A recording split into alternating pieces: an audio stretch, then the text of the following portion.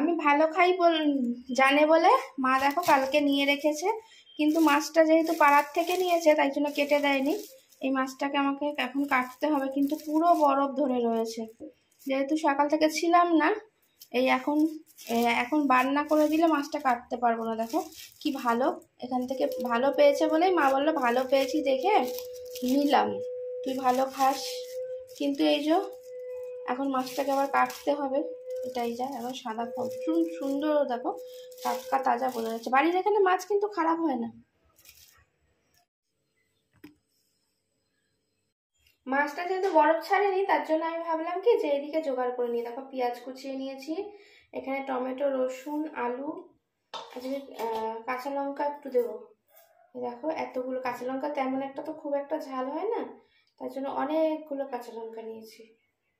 সুন্দর দেখতে কাঁচা লঙ্কাই। দেখো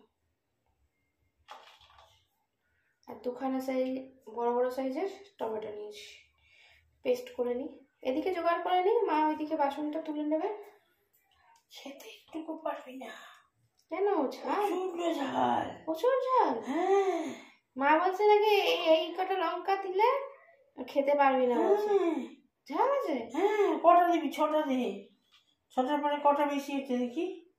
3টে 4টে 5টা 6টা। হ্যাঁ হ্যাঁ, আরো 5টা দিচ্ছিস, খেতে পারবি না। আর একটা দিলে দেখবি ঝালে ঝাল হয়ে যাবে, দেখিস। আমি বলে দিলাম। তাহলে বড় দেখে ছোট দেখে একটা দিয়ে বড়টা কমিয়ে দিই। 3টে 6টা। এই দেখো 6টাই দিয়েছে। ও বলবে না তুমি আমাকে, বলবে তুই পাল্টালি না। দেখো দেখে যা। দাঁড়াও। এই দেখো 3টে 6টায়। দেখো আমি খাবো তাহলে বুঝতে পারবো, তখন নয় ফাটিয়ে দিয়ে দেবো। এই তো 6টা, এইটুকুনি বেশি, এইটুকুনি বেশি, 6টাই দিয়েছি। মায়ের কথা মতন মা বলছে বিশাল নাকি ঝাল। আমি তো ভাবলাম ঝালই নেই। যাই হোক, চলো আমি তাহলে এটা করে দিই। তখন মা আগে তো ঝাল ছিল, এটা তো নতুন লঙ্কা, কালকে করে নিয়ে আসবে। তাহলে দেখি, এই দেখো আবার বলে দিয়ে দে। মায়েরই মাথা গন্ডগোল। মায়ের গন্ডগোল না, ফাটিয়ে দিবি। আবার আগেরটা খুব ঝাল ছিল।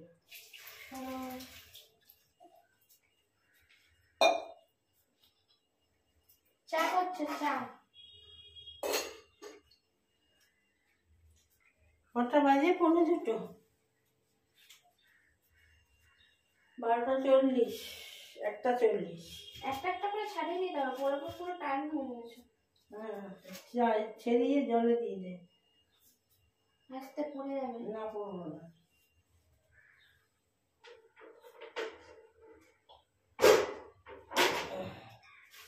বরফে পুরো শক্ত হয়ে রয়েছে। দেখো জলের মধ্যে ফেলে দে। ছাড়িয়ে নিয়ে আগে সবকটা। প্লাস্টিকটাকে বের করে দিলে না, তাহলে তাড়াতাড়ি ছেড়ে যাবে। প্লাস্টিকটা না, প্লাস্টিকের মধ্যে মাছটা ফেলে।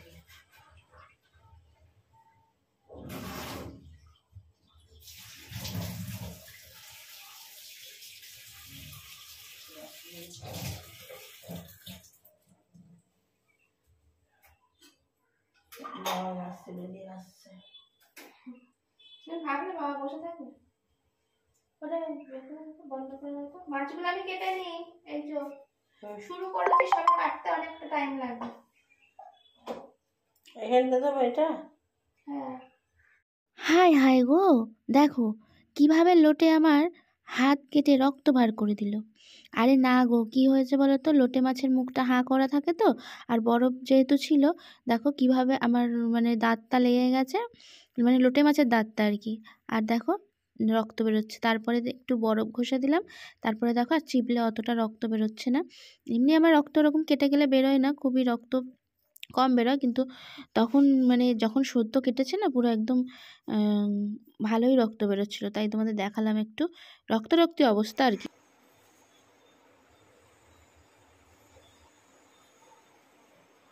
গ্যাসের দিকে জ্বালিয়ে দিয়েছি, মানে তেলের কড়া বসিয়ে দিয়েছি। আর এই যে লোটে মাছ কেটে নিয়েছি। আর লোটে মাছ কিন্তু আমি টুকরো করিনি, এরকমই রেখেছি।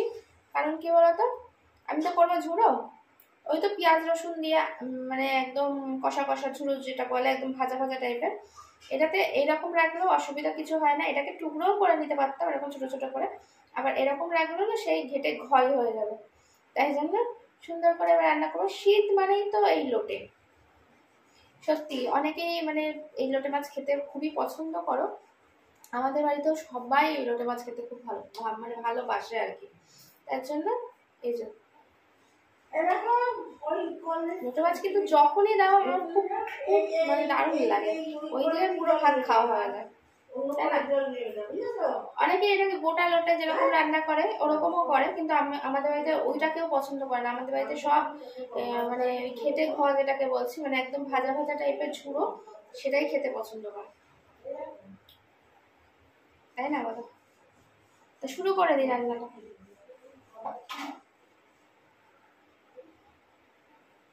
এই দেখো বললাম না একটু আলু দিয়েছি, এই দেখো আলুটা কিন্তু ছাকা তেলে ভেজে নিয়েছি।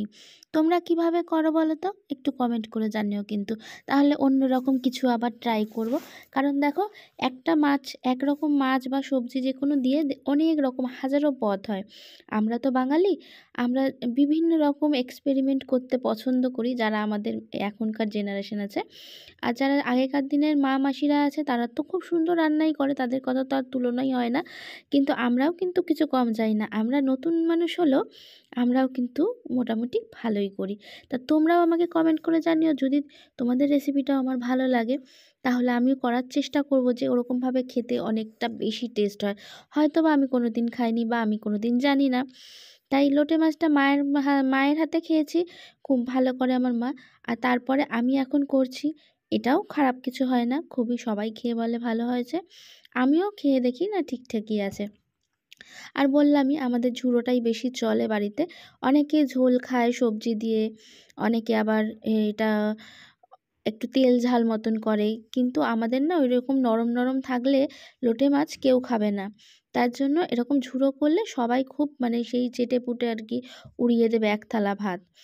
তাই জন্য তেল নেমে পড়েছি, তেলের মধ্যে যথারীতি পেঁয়াজ টিয়াজ দিয়ে দিয়েছি, আর এদিকে তো তোমার রসুন টমেটো আর কাঁচা লঙ্কা পেস্ট করে রেখেছিলাম, সেই পেস্টটাও দিয়ে দিলাম। আমাদের কিন্তু মশলা একটু আগে আমি ভালো করে ভেজে নিই, একটু নুন হলুদ আর একটু কাশ্মীরি লঙ্কার গুঁড়ো দিলাম, কারণ লঙ্কা তো মোটামুটি কাঁচা লঙ্কা যা দিয়েছি মা বলছে নাকি ঝাল, দেখা যাক কিছুটা করার পর তো একটু চেখে দেখবই, তখন বুঝতে পারবো। যদি মনে হয় যে ঝালটা একটু বেশি আছে তাহলে আর লঙ্কার গুঁড়ো দেবো না, আর যদি মনে হয় ঝালটা একটু কম তাহলে লঙ্কার গুঁড়ো একটু দিয়ে দেবো, কি বলো?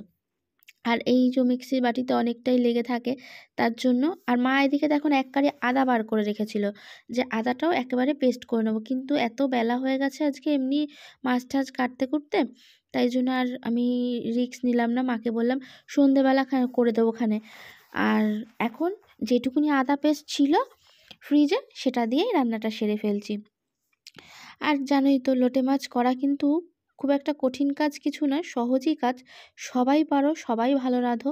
কিন্তু একটা সমস্যা কি বলো তো, অনেকে না একটু লোটে মাছের ঝুড়ো করলেও আমি দেখেছি একটু রস ভাব রাখে, মানে হালকা একটু জল থাকে, কিন্তু আমাদের কিন্তু একদম তেলে ভাজা ভাজা টাইপের হবে, মানে শুকনো কড়াইতে যখন একদম লেগে যাবে, লেগে যাওয়ার পরও খুঁচিয়ে খুঁচিয়ে বারবার নাড়াচাড়া করার পর একদম মানে আস্তে সিম করে দিয়ে তারপরে যখনই দেখবো বারবার লেগে যাচ্ছে আবার কুচিয়ে সেটাকে আবার পেতে দেবো, আবার মানে এরকমভাবে কড়াইতে বারবারই লেগে যাবে, বারবারই কুচিয়ে সেটাকে পরিষ্কার করে আবারও পেতে দেবো, এরকম করে করে একদম শুকনো যখন মানে খুন্তির সাথে উঠে আসবে, সহজেই তেল বেরিয়ে আসবে, তখন কিন্তু আমি এটা নামাবো, আর সাথে একটু হালকা গরম মশলা দেবো।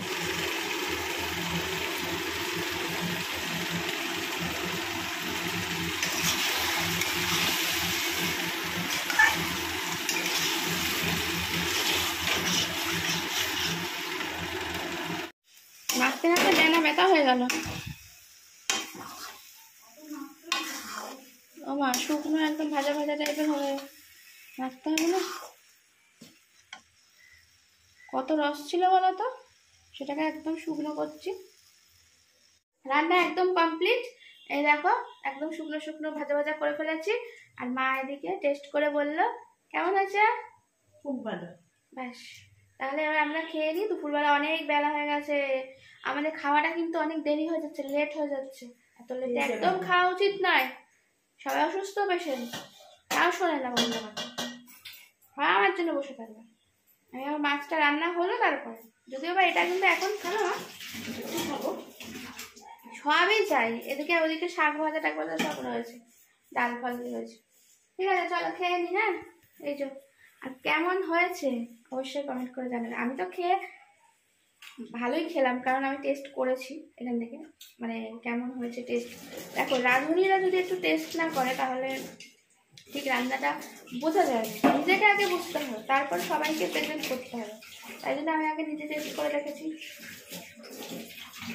আজকের ভিডিওটা এখানেই এন্ড করে দিলাম, টাটা। টাটা।